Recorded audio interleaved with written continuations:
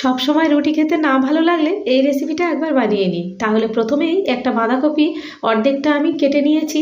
একটা মিক্সিং জারের মধ্যে কুচানো বাঁধাকপি, অল্প একটু আদা লবণ দিয়ে পেস্ট বানিয়ে একটা থালার মধ্যে ঢেলে নিয়ে তাতে 2 চামচ তেল, হাফ চামচ জিরে গুঁড়ো, অল্প একটু জোয়ান আর চিলি ফ্লেক্স দিয়ে আমি হাত দিয়ে ভালো করে মেখে নিয়েছি। এতে কোনো জল ব্যবহার করিনি। এবারে মাখা থেকে আমি ছোট ছোট করে লেচি কেটে নিয়েছি। রুটির মতো করে আমি লেচিগুলো অল্প একটু আটা দিয়ে আমি বেলে নিয়েছি। গ্যাসে একটা কড়া বসিয়েছি, কড়ার মধ্যে এটাকে দিয়ে উল্টে পাল্টে ভেজে নিয়েছি অল্প করে। তারপরে অল্প করে তেল দিয়ে ভেজে নিয়েছি। আপনারা চাইলে বেশি তেল দিয়েও এটা ভাজতে পারেন, আমি অল্প তেল দিয়ে ভেজে নিয়েছি। ব্যাস, বাঁধাকপির পরোটা একদম রেডি হয়ে গেছে। এইরকম একটা রেসিপি হলে মন্দ লাগে না বলুন?